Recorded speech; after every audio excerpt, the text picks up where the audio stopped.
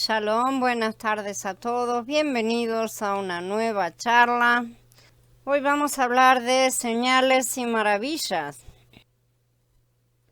En la fiesta de bodas de Caná, Yahshua manifestó su gloria al demostrar que Él es el Adón de la creación. Más específicamente, cuando Yahshua convirtió el agua en vino, el milagro mostró su capacidad para anular el pecado de Adán y hacer de las personas una nueva creación.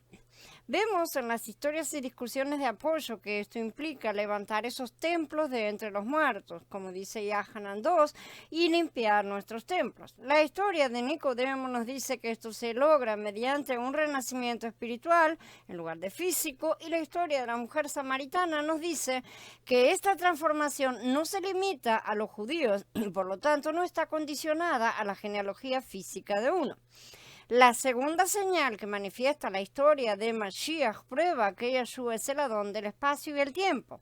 Más adelante veremos cómo se relaciona con la séptima señal donde Yahshua resucitó a Lázaro de entre los muertos.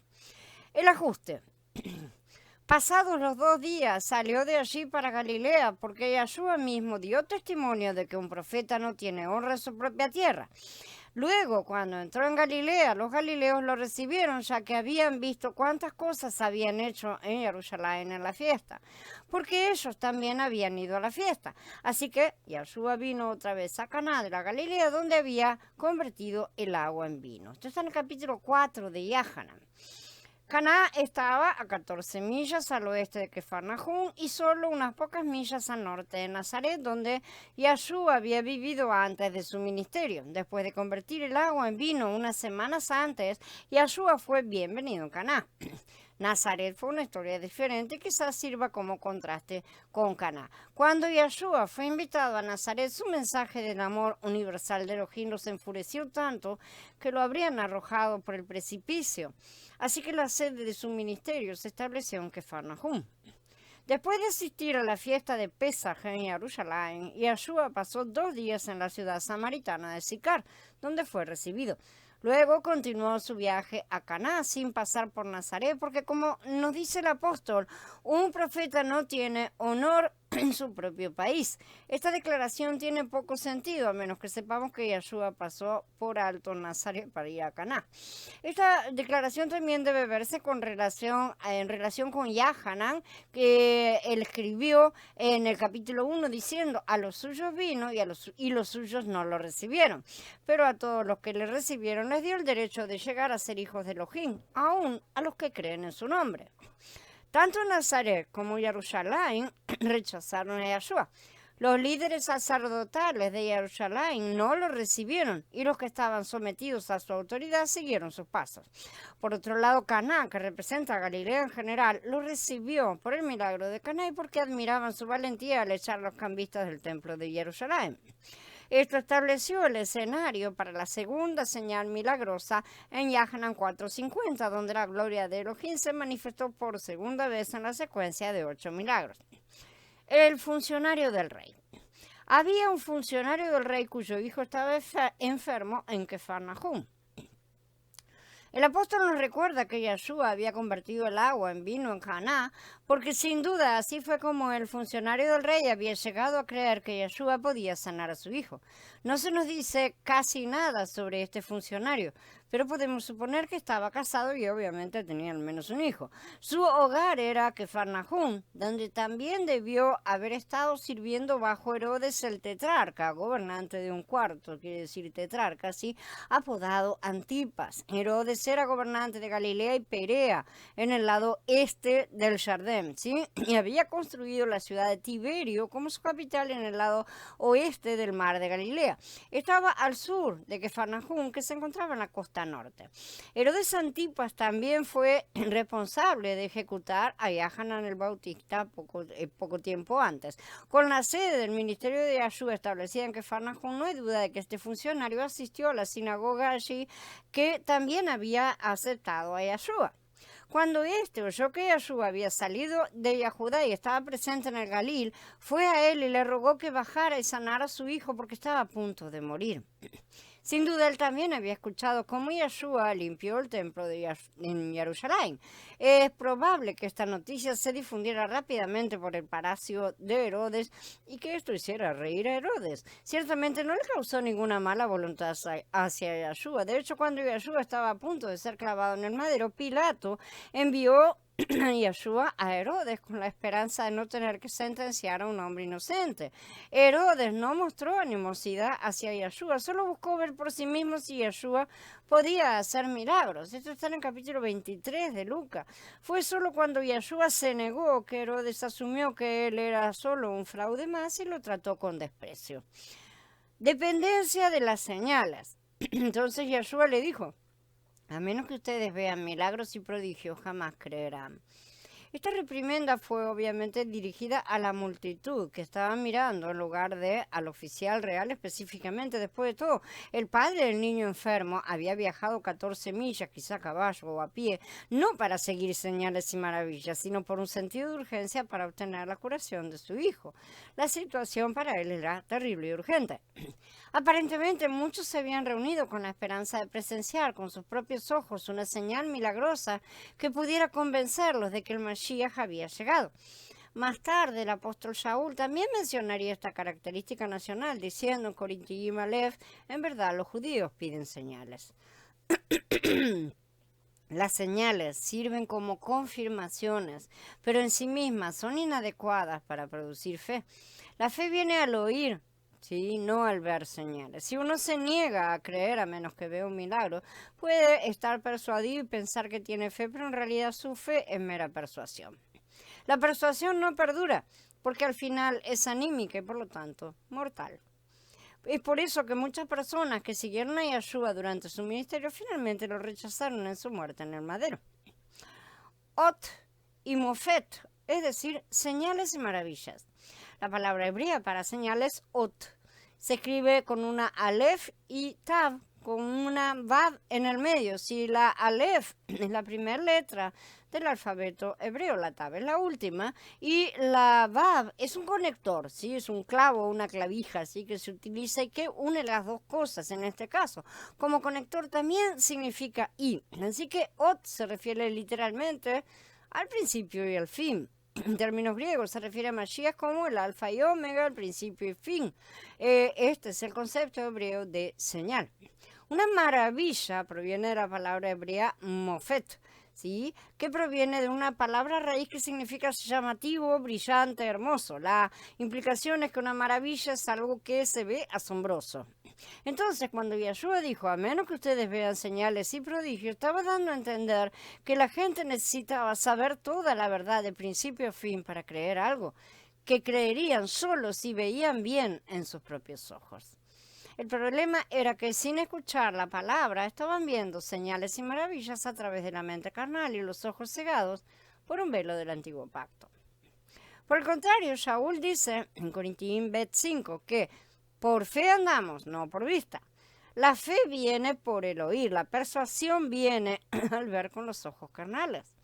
Los israelitas bajo Moshe vieron muchas señales y maravillas, ¿sí? Pero les faltó la fe para entrar en la tierra prometida. Sus ojos solo vieron gigantes oponiéndose a ellos y creyeron en sus ojos más que en la promesa de Elohim. Ni siquiera la división del mar de cañas pudo infundir fe en sus corazones. Los milagros no son la respuesta, aunque ciertamente pueden ser útiles para confirmar la palabra. El problema en los días de Yeshua es el mismo que el problema actual. Las señales y los prodigios son útiles para confirmar la palabra que escuchamos de Elohim, pero cuando se espera que infundan fe, las mismas señales pueden resultar perjudiciales para nuestro crecimiento espiritual. La gran luz trae vida. El oficial del rey le dijo, Adón, baja antes que muera mi hijo. Y Yeshua le dijo, vete, que tu hijo vive. El hombre creyó la palabra que le dijo Yeshua y se puso en camino. El oficial real le pidió a Yeshua que fuera a Kefar Nahum para curar a su hijo antes de que muriera. Pero Yeshua no necesitaba ir a Kefar Nahum porque él es el Adón del tiempo y del espacio. Hay ocasiones en las que uno debe imponer las manos sobre los enfermos, pero cuando esto no es posible, la oración a distancia es igualmente eficaz. El caso es que el funcionario real creyó la palabra y comenzó su viaje a casa, como Yeshua le había dicho. No siguió suplicándole a Yeshua que lo acompañara, sino que manifestó su fe al regresar a Cafarnaúm. Mientras iba bajando, sus siervos salieron a recibirlo, diciendo que su hijo vivía. Entonces él le preguntó la hora en que comenzó a mejorarse y le dijeron, ayer a la hora 7ª se le quitó la fiebre. El padre entonces cayó en cuenta de que en aquella hora fue que Yeshua le dijo, tu hijo vive, y creyó él con toda su familia. La palabra de sanación y vida se pronunció a la hora 7ª, o alrededor de la 1 de la tarde. Sin duda, el funcionario comenzó inmediatamente el viaje de 14 millas y acampó para pasar la noche a lo largo de la carretera de la montaña a mitad del camino a la casa. Allí lo encontraron sus sirvientes para contarle la noticia de la curación de su hijo. ¿Cómo supo Yahanan el final de la historia? En ese momento, por supuesto, solo presenció las palabras que Yeshua había dicho y vio al oficial real salir de Caná. Pero posteriormente, Yeshua fue a Cafarnaúm muchas veces, ya que había establecido ahí la sede de su ministerio. Entonces, Yahanan probablemente habría hablado con este funcionario muchas veces después y habría llegado a conocer muy bien a su familia. Es probable que la casa del funcionario fuera lo suficientemente grande para albergar a Yeshua y a sus discípulos. Siendo profundamente agradecido con Yeshua y creyendo que él era de hecho el Mashiach, no hay duda de que su hospitalidad fue magnífica. Además, toda la ciudad habría escuchado el testimonio de la familia y siendo un oficial real del palacio de Herodes, la ciudad pudo haber sentido la buena voluntad del propio Herodes. Por importante que sea esta señal para el Evangelio de Yahanan, es interesante que esta historia no se haya incluido en ninguno de los otros evangelios. ¿Por qué Caná? Esta fue la segunda señal que hizo Yeshua cuando salió de Judea a Galilea. Tanto la primera como la segunda señal ocurrieron en Caná de Galilea, la ciudad natal de Natanael. Roy Miller, un autor, sugiere también que Yeshua había asistido a la boda como parte de la familia de su madre, en un libro que escribió. No hay duda de que hace mucho tiempo Miriam se había mudado de Nazaret, especialmente después de la muerte de su esposo Yosef. La ciudad dura y legalista no se habría olvidado de su embarazo temprano. Luego, cuando Yeshua enseñó cosas inaceptables en su sinagoga, la gente del pueblo habría visto esto como una confirmación de que Yeshua no era el Mashiach, ni la historia de Miriam era cierta. Así que era peligroso para Miriam quedarse ahí. Caná era un lugar lógico para vivir, ya que estaba unas pocas millas al norte de Nazaret. Pero incluso si Yeshua trasladó a su madre a Caná, sabemos que Yeshua mismo no se quedó allí, sino que se mudó a Cafarnaúm. Galilea versus Judá. Cuando Yahanan señala que las dos primeras señales se realizaron cuando él había salido de Judea a Galilea, implica que Galilea en general había aceptado a Yeshua, mientras que Judea no lo había hecho. El contraste entre los galileos y los judíos se destaca en el Evangelio de Yahanan. Sin embargo, la razón profética de esto se da más completamente en Matías. Cuando Yeshua oyó que a Yahanan lo habían encarcelado, regresó a Galilea y dejando Nazaret fue y habitó en Cafarnaúm, ciudad marítima en la región de Zebulún y Naftalí. De manera que se cumplió lo dicho por medio del profeta Yeshaya cuando dijo: tierra de Zebulún y tierra de Naftalí, camino del mar, al otro lado del Jardín, Galilea de los gentiles. El pueblo que moraba en tinieblas vio una gran luz, y a los que moraban en la región de sombra mortal, una luz los iluminó. Yeshaya 9 dice que Elohim trató con desprecio la tierra de Zebulún y la tierra de Naftalí, pero más tarde la hará gloriosa. Naftalí y Zebulún formaron la mayor parte del territorio más tarde conocido como Galilea. Su proximidad a Sidón y Damasco les había hecho caer en la idolatría, y Jeroboam había levantado un becerro de oro en la ciudad norteña de Dan para las tribus galileas. Como resultado, las tribus originales habían sido deportadas a Asiria para no volver jamás.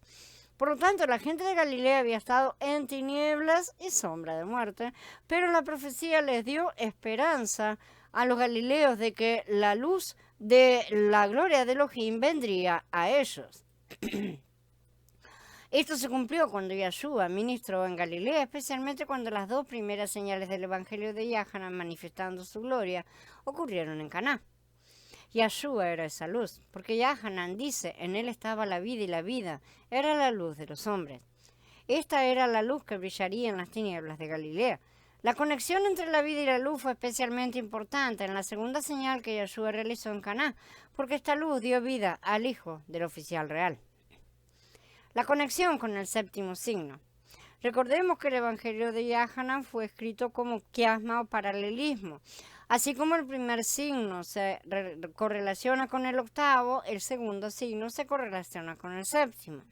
La séptima señal es la resurrección de Lázaro de entre los muertos, en Yahanan 11. En ambos casos, Yeshua manifestó la gloria de Elohim mediante la curación. El hijo estaba al borde de la muerte, mientras que Lázaro estaba realmente muerto. La principal diferencia es que Yeshua no fue a Cafarnaúm para curar al hijo y simplemente retrasó su viaje a Betania cuando llegó la noticia de que Lázaro estaba enfermo. Yeshua podría haber dicho la palabra desde lejos, lo que habría sanado a Lázaro, como lo había hecho antes con el hijo en Cafarnaúm. Pero Yeshua fue llevado a permanecer donde estaba por otros 2 días para permitir que Lázaro muriera. El paralelo entre los dos signos muestra una progresión, ya que no están destinados a ser un círculo repetitivo, sino una espiral ascendente, como hemos observado tan a menudo con los eventos proféticos. En otras palabras, el primer evento sienta las bases para eventos futuros que son mayores. De ahí que también los tipos y las sombras sientan las bases del entendimiento para manifestaciones aún mayores de gloria, cuando se cumplen los antitipos. En ambos casos, Yeshua habló de la vida. Uno fue sanado, el otro resucitó de entre los muertos. Una curación mayor. La curación definitiva, por supuesto, aún no ha tenido lugar, que es donde los muertos son resucitados a la inmortalidad. Incluso Lázaro murió más tarde en Marsella, ¿sí? Donde había vivido durante muchos años después de ser exiliado de Judea.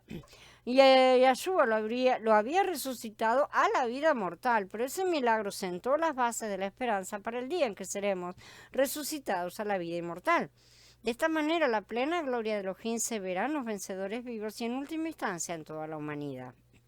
Otra diferencia entre la segunda y la séptima señal es que el hijo del oficial de Herodes era de Cafarnaúm en Galilea, mientras que Lázaro era de Betania en Judea.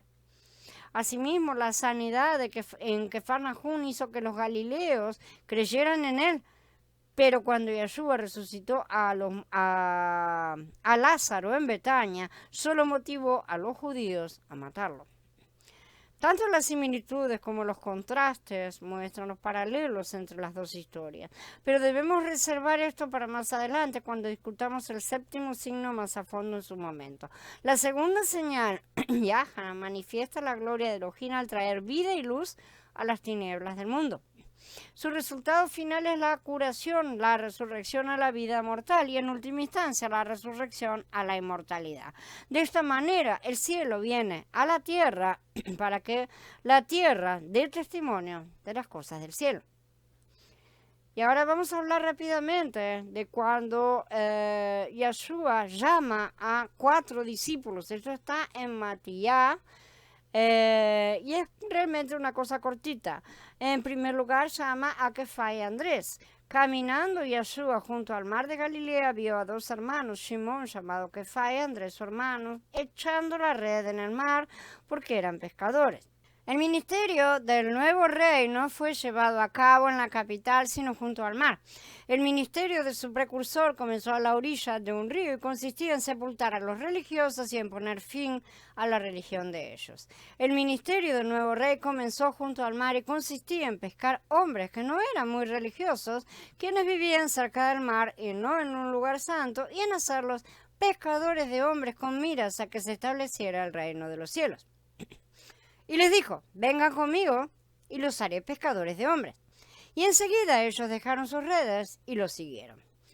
Cuando leí esta porción de la palabra, siendo joven, no podía entender la razón por la cual los pescadores inmediatamente siguieron a un nazareno que dijo, venga conmigo. Pensé que debían haber estado fuera de sí mismos.